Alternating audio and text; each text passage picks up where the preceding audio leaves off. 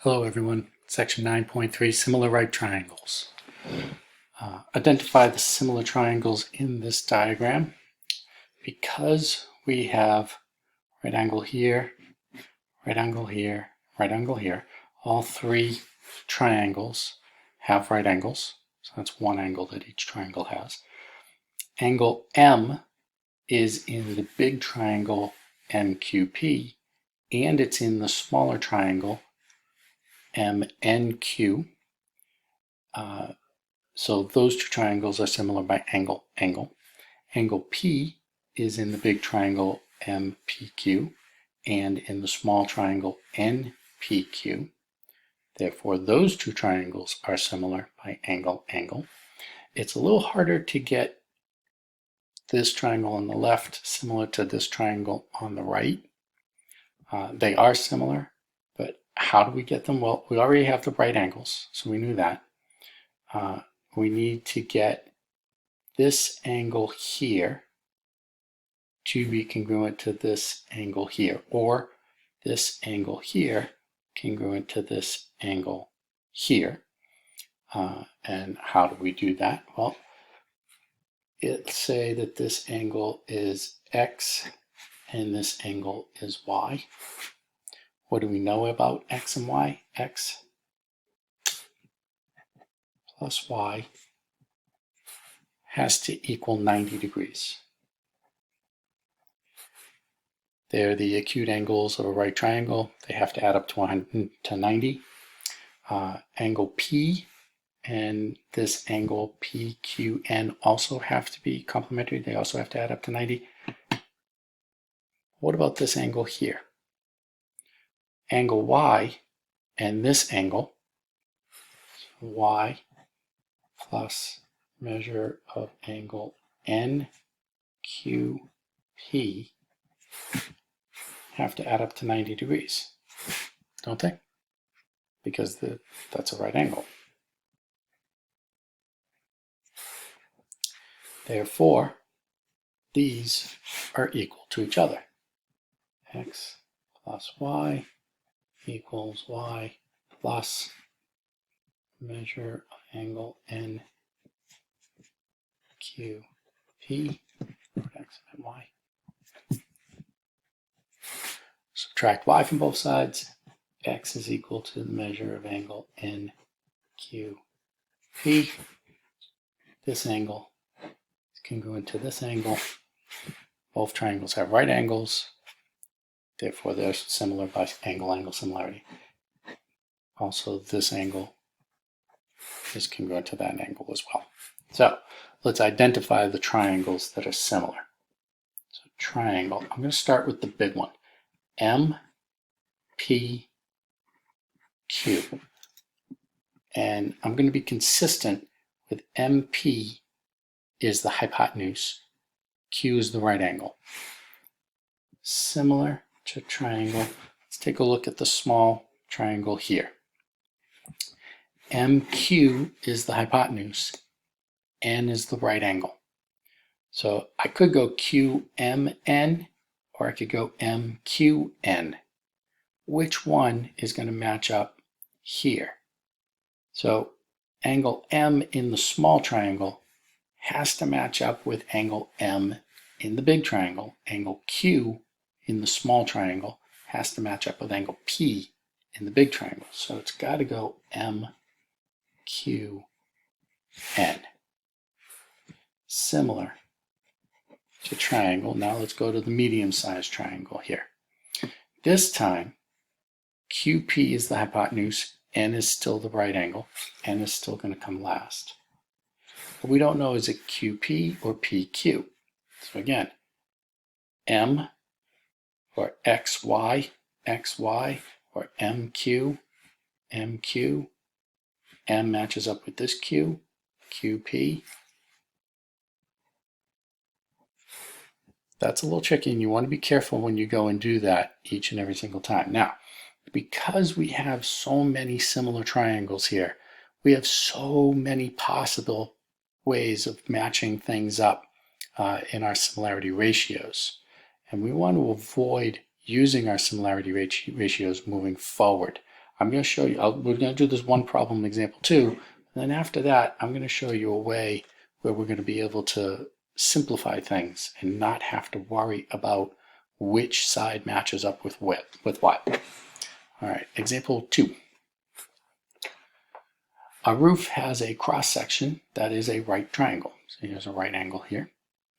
The diagram shows approximate dimensions of this cross section. Find the height of the roof. Okay, so 65 feet is RT, 25 feet is RS, 60 feet is ST. Our goal is to find this height H. H, which is in the small triangle and it's in the middle triangle. In the small triangle, it matches up to what in the big triangle? H matches up with what in the biggest triangle? H matches up with, it's the long leg. It matches up with the 60 in the biggest triangle. 25, which is the hypotenuse in the smallest triangle, matches up with what in the biggest triangle? Well, the hypotenuse in the big triangle is 65.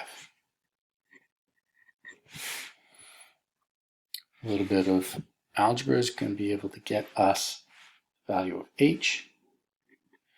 Pull out my calculator here.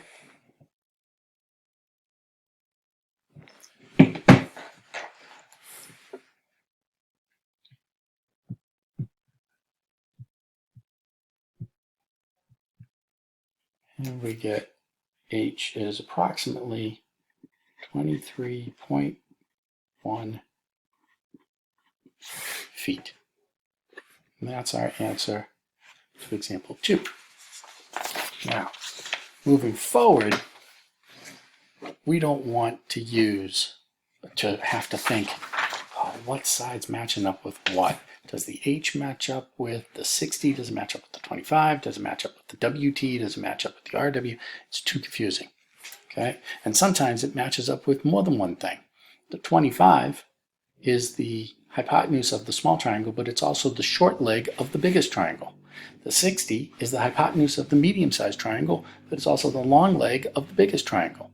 So some of these sides are pulling double duty, and it can be very confusing. So instead, we use this concept called geometric mean. This might answer your question. Computer, Died on April pause. This might answer your question. So we're going to find the geometric mean of 8 and 10. What are we finding the geometric mean of? 8 and 10. So we put those top left, bottom right. And where do we put the geometric mean? Bottom left, top right. Okay, I like using the proportions. You want to set it up using the equations. It's the same thing. Cross multiply, x squared equals 80. X equals the square root of 80, which if I'm going to do my factor tree, 8, 10, 2, 4, 2, 2, 2, 5, and I get 4 square root 5 as my final answer. Okay. Now, we have these two theorems here, 9.7 and 9.8, geometric mean, altitude theorem, geometric mean, leg theorem. Okay, what these all both boil down to, and these are very well written out in our book. And if you want to think of them the way the book thinks of them, that's great. It's pretty clear in the way the book presents them. I'm going to present them in another way that I also find to be clear and works for some students. Sometimes the book way works for other students. So totally up to you which one you want to, which one works best for you. So another way to look at this is we have the right triangle with the altitude coming down. There are 6 different segments here. There's X, Y, and Z. There's A, B, and C goes all the way left to right. Okay. Now, Some of these segments, A, B, C, X, Y, Z, some of these segments are in two different triangles. Some of them are only in one triangle. So 3 of the segments are shared in 2 triangles. For example, side X. Side X is the hypotenuse of the smallest triangle. It's also the shortest leg of the biggest triangle. So X is in 2 different triangles. Y is in 2 different triangles. You can see it's in the triangle on the left. It's also in the triangle on the right. Z is in 2 different triangles. It's in the medium-sized triangle and it's in the biggest triangle. A is only in one triangle. A is the short leg of the smallest triangle, and that's it. B is only in the triangle on the right. It's the long leg of the medium-sized triangle. And C is only in the big triangle. It's the hypotenuse of the biggest triangle.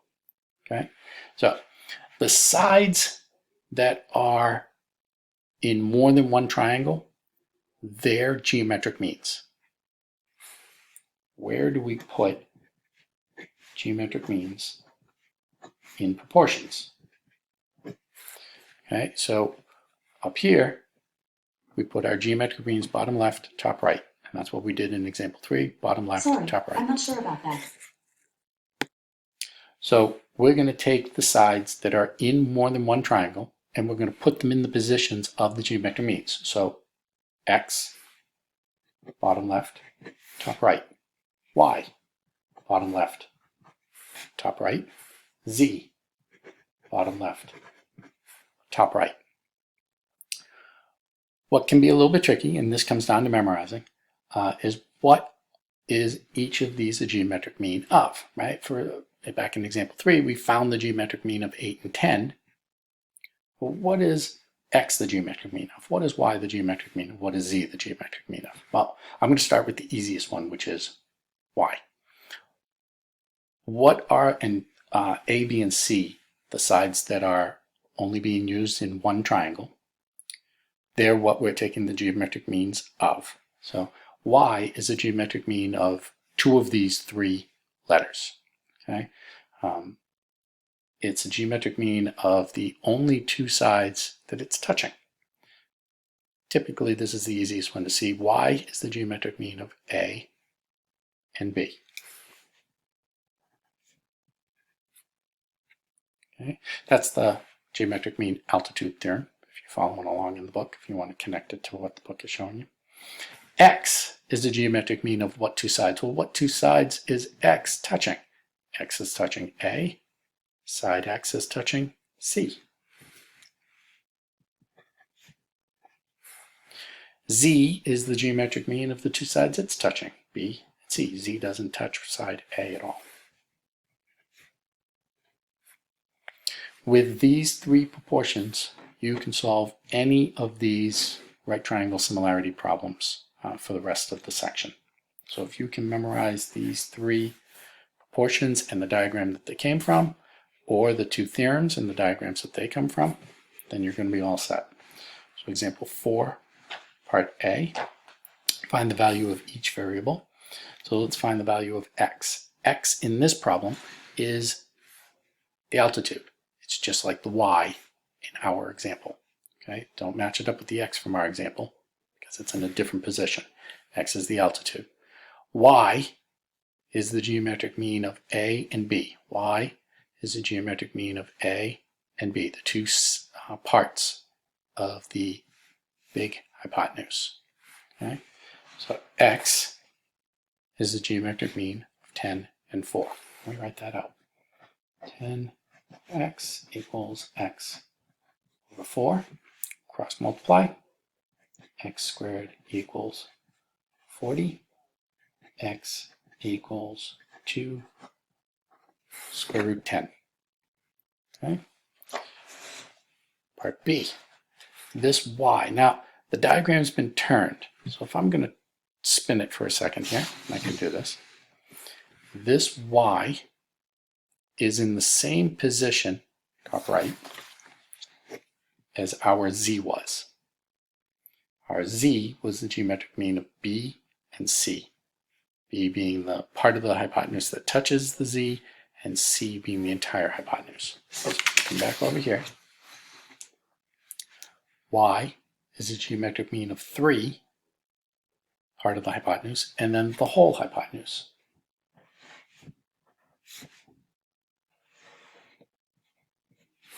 So what's the whole hypotenuse? The whole hypotenuse is 11. So y is a geometric mean of 3 and 11. 3 over y equals y over 11. Y squared equals 33. Y equals square root of 33. And there's the answer to example 4, part B. Example 5. So example 5, we're going to use the numbers in here, not the numbers that are in the diagram. I stole this diagram from our book, and instead of changing the numbers, I just wrote new ones in the problem. So I didn't give you the exact same problem that was in the book. And this is a new problem. It's similar.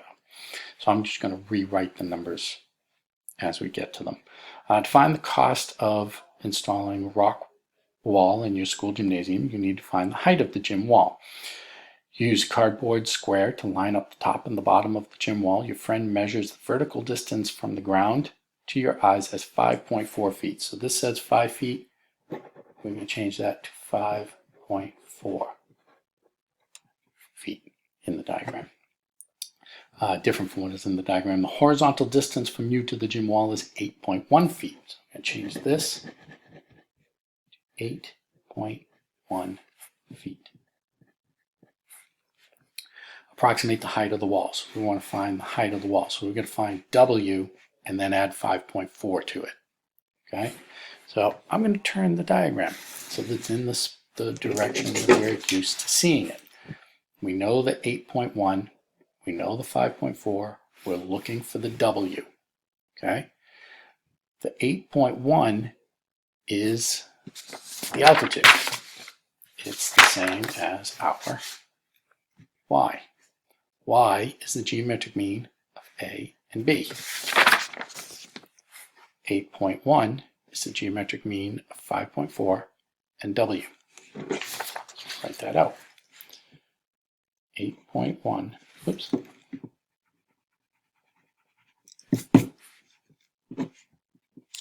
Where do we put geometric means? We put geometric means bottom left, top right.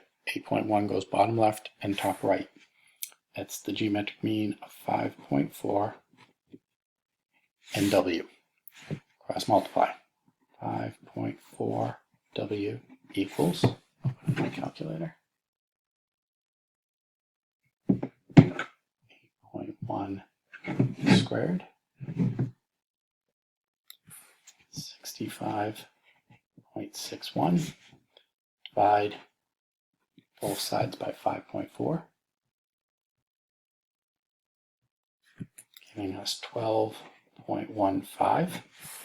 And then we have to add 5.4 to give us the height of the gym wall. Height of the gym wall, so plus 5.4. And we get 17.55 feet, approximately. All right, example 6. If JR is 16, so JR 16, EJ is 9, find HJ, RE, RH, and HE. Okay, RE is easy. RE is going to be 25. RE 25. All right. We can find HE, HJ, and HR pretty quickly. HJ is the easy one, and we're going to find those using our geometric means. We could do it with Pythagorean theorem at some point, but let's practice using our geometric means. I'm going to set up each one of the proportions and then solve them all separately. So HE is just like X. HJ is just like our Y. And HR is just like our Z. So let's set up our three proportions. HE is a geometric mean top left, bottom right, HJ. Oops.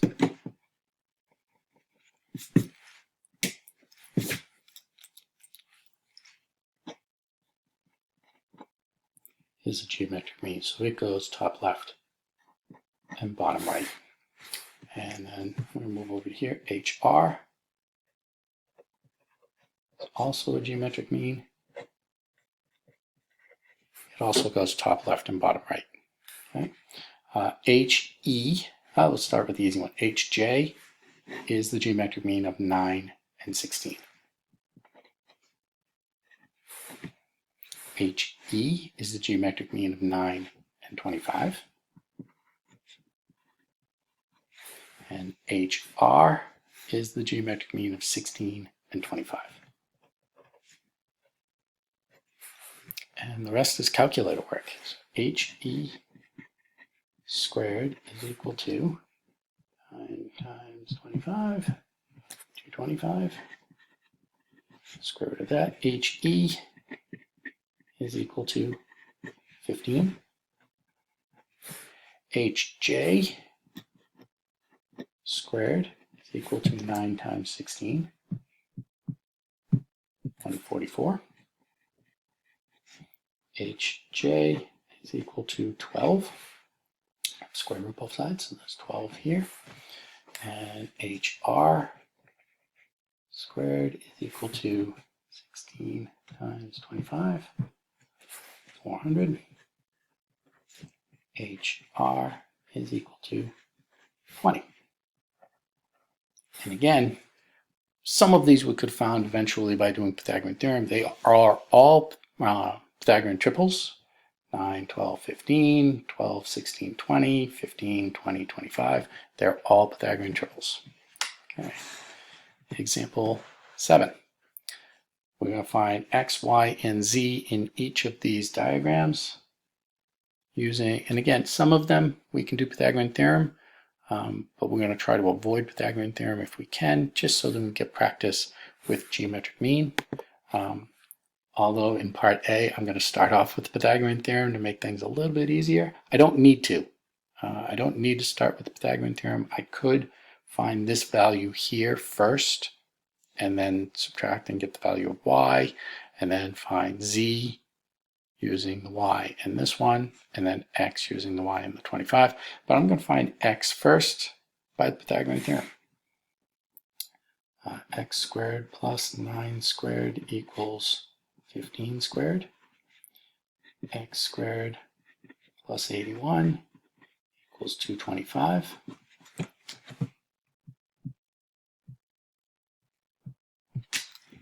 X squared equals 144. X equals 12. Okay. I'm going to find the y next by doing geometric mean. So 12, the x is shared in two different triangles. It is a geometric mean. It's a geometric mean of y and 15. So 12 is a geometric mean of y and 15. 15y equals 144.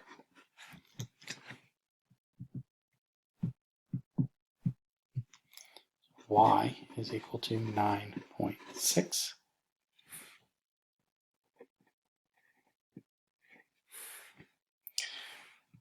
Fifteen minus 9.6 is equal to 5.4. And again, I could do Pythagorean theorem to get z. X squared plus y, I'm sorry, x squared is equal to y squared plus z squared. But just for the practice, I'm going to use geometric mean. Z is the geometric mean of 5.4 and 9.6. Z is the geometric mean of 5.4 and 9.6. Z squared equals 51.84. Square root that.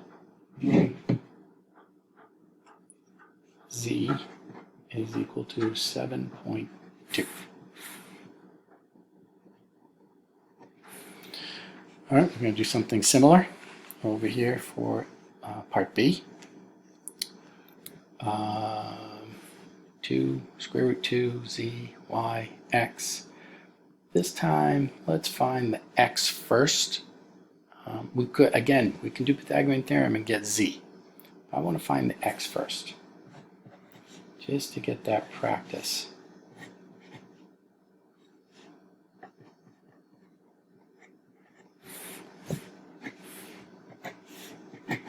Using geometric mean. Okay. 2 is the geometric mean of square root of 2 and x plus square root 2. 2 is the geometric mean of x plus square root 2 and square root 2. Cross multiply. Square root 2 x square root 2 plus 4 equals 4. I have a typo then somewhere. 2 is the geometric mean, 2 and 2, of square root 2 and square root 2 plus x. Square root 2x. Just 2, sorry. Subtract 2 from both sides. X square root 2 equals 2. Divide both sides by square root 2. X equals 2 over the square root 2. Rationalize. X equals square root 2. X is also equal to square root 2, making this side now 2 square root 2's. Okay. Z is the geometric mean of square root 2 and square root 2. Should be able to see where this is going to go. Z squared equals 2. Z equals square root 2. Y is the geometric mean of square root 2 and 2 square root 2. Let's go right here. Y is the geometric mean of square root 2 and 2 square root 2's. Y squared is equal to 2 times 2, 4. Y is equal to 2. Which again should make sense. And if you do Pythagorean theorem, you will get the exact same values. Alright, that was example 7. Example 8, golf course. At a golf course, Maria drove her ball 192 yards straight towards the cup. Okay, so Maria, from the tee, goes straight towards the cup 192 yards, and she ends up here, Maria's ball. Okay. Her brother, Gabriel, drove the ball 240 yards, drove it 48 yards further, but not towards the cup.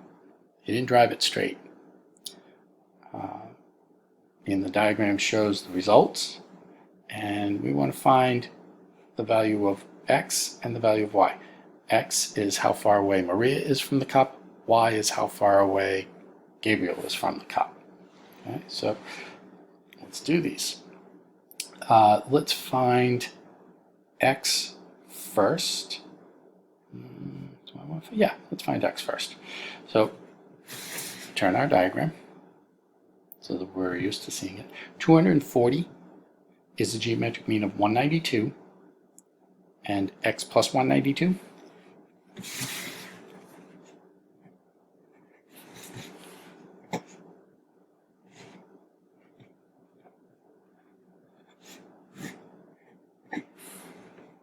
Okay, so we're going to write that into our portion. 240 is the geometric mean of x plus 192 and 192. Pull out my calculator again. So 192x plus 192 times 192 36,864 is equal to 240 squared, 57,600. Subtract the 36,864, and we get 192x equals 20,736 divided by 192. And we get x is equal to 108 yards. That's how far away Maria is from the cup. So now let's find out how far away Gabriel is from the cup. And again, we could have found this doing Pythagorean theorem. We could do 240 squared is equal to 192 squared times z squared. And once we get the z squared, then we could do geometric mean again. But I decided I wanted to do just the geometric mean one time. And again, I want to do geometric mean just one time. So I'm going to do the y is the geometric mean of x and x plus 192. Well, we know what x is now. So y is the geometric mean of 108 and 108 plus 192, or 300. Again, this is 192, 108. So now y is the geometric mean 108 and 300. Y squared equals 108 times 300, 32,400. And for y is equal to square root both sides, 180 yards. So Gabriel, who hit the ball 48 yards further than Maria, is now 72 yards away from the 72 yards further away from the hole. So his net result is pretty bad. Better to hit the ball straight. Example 9 is a proof. So, and I should have, when I printed this, I should have printed this. It ended up on the next page, but I didn't, and I didn't want to reprint. We're going to complete the following proof using this diagram. So we know that we have a right triangle ABC and the altitude CD, capital D here, right? Our goal is to prove the Pythagorean theorem. C squared equals A squared plus B squared. C squared is equal to A squared plus B squared, knowing that this is a right triangle. So statement 1, reason 1 is given. And we'll go from there.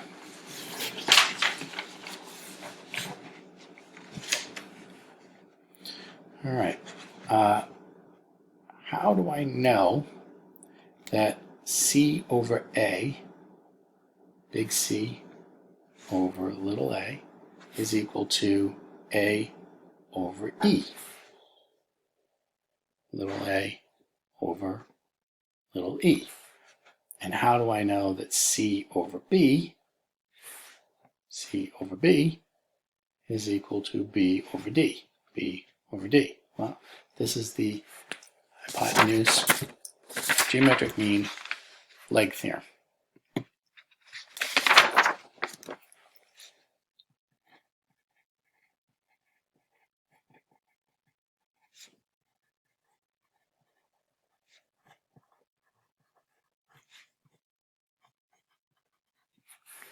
Okay, geometric mean leg theorem.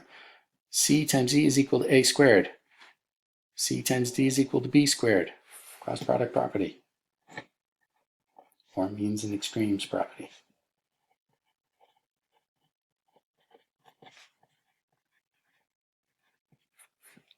Cross multiply. To go from 3 to 4, what's happening? Well, CE is equal to A squared. If I add a CD to the left side of this and a B squared to the right-hand side of this, I'm adding equal things to the left and to the right of an equation. That is addition property.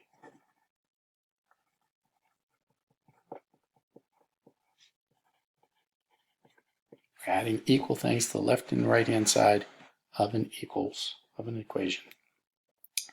To go from statement 4 to statement 5, we factor out the c that we have in common here. When we factor out the c, we are undistributing. Okay, that is the distributive property.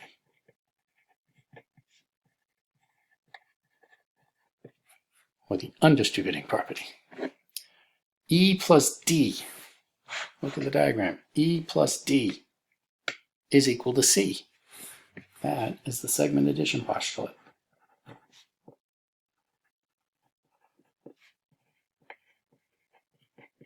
Adding two segments together, getting a bigger segment. Segment addition postulate.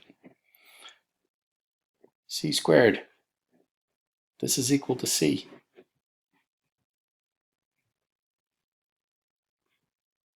So that's C squared. What am I doing? Substitution.